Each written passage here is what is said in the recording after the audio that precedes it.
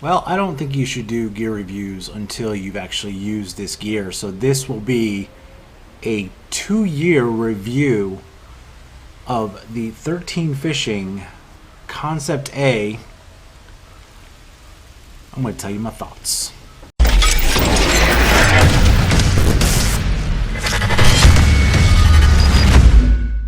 Hey, what's going on?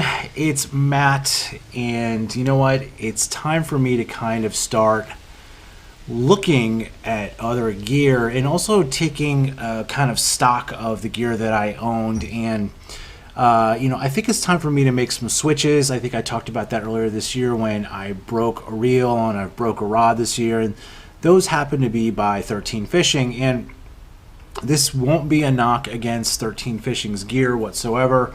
It has held up extremely well. I fish a lot, you guys can see that. But I kind of wanted to do a review on the reel that I use from 13, which is the Concept A. And I've had 9 of these, and I currently have 8.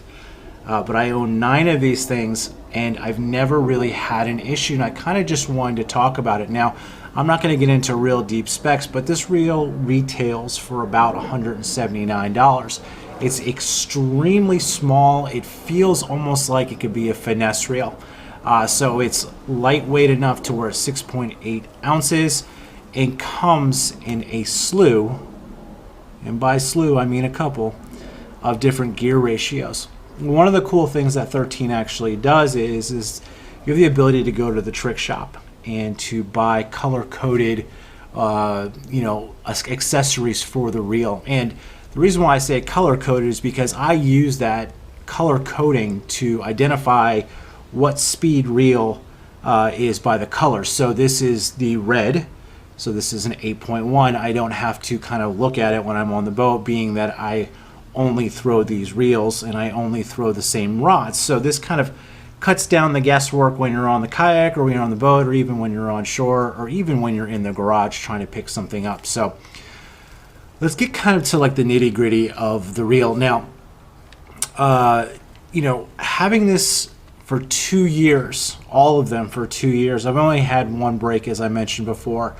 And I actually think that was just a faulty reel in the manufacturing process with the actual aluminum pressing process. I think that one particular reel, or maybe that particular batch, just kind of got squished the wrong way. So I love the cork handles. Your oil will get into them. They don't get too slippery, although I think if they were to start offering these in an EVA foam, it would sell really well. You can buy EVA foam grips for the Concept A3, which is their swim bait reel of this particular model. It's bigger, it has a bigger line capacity, but having it kind of come in the box for the price, I think would be a kind of a fair kind of add-on, and would give anglers a little bit more of the ability to choose whether they want foam or the cork.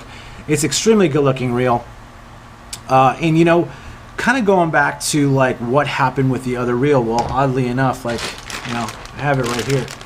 I don't know what happened with this particular reel. Like I said, I think during the press process, you can see this is what they look like inside. They are made of quality components, which is good for the price point. I think what ended up happening was, like, during the press process, this particular part of the aluminum just got squished, or it's even possible that I did it. So every time I'd get this reel fixed, it would need to be fixed like 6 months later. So I got to the point where I'm like, I'm done.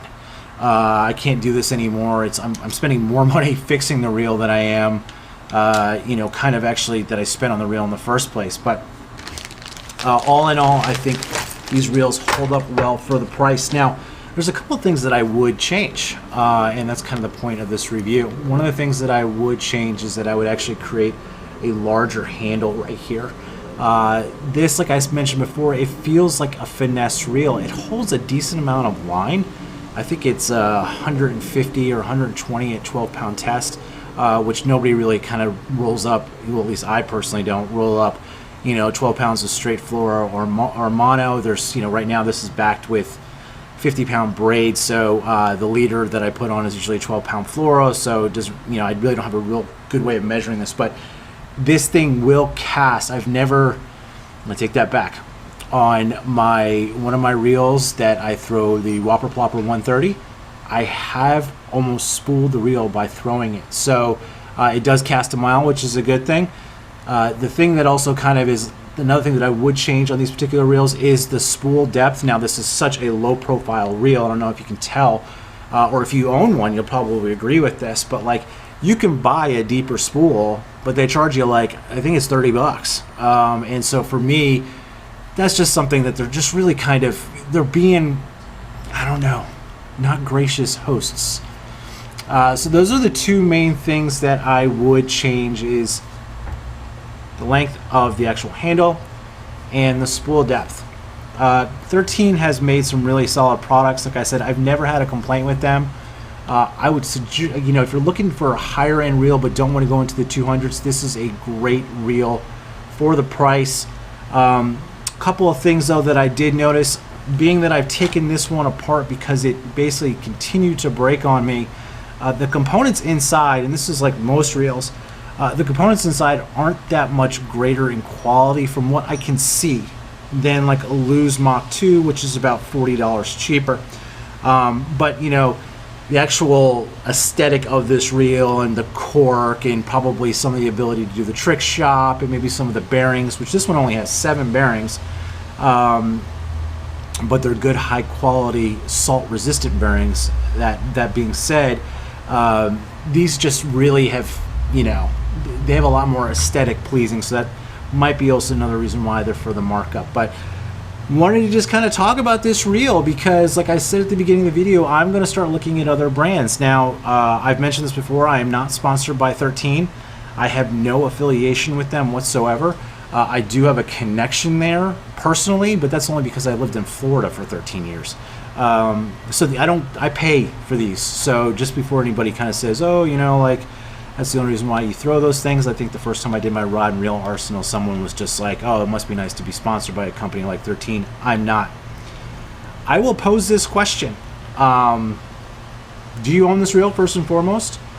And if you do, what other reels do you own? Because I'm curious on something that would be comparable that I could get a different kind of look and feel on.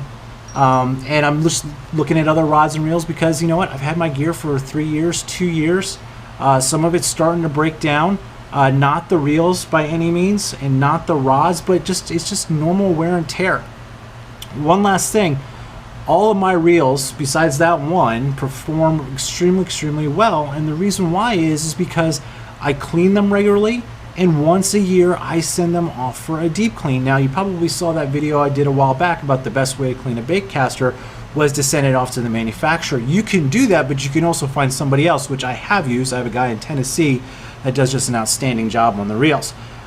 So take care of your stuff. It will last a long time, and that is the main reason why you buy good gear, because it can last. So let me know if I should look at anything else. Let me know if you've had any problems with your Concept A. I highly recommend buying one, but I'm going to start looking at other brands. Thanks for watching these things. Don't forget to like, comment, and subscribe. Talk to you soon.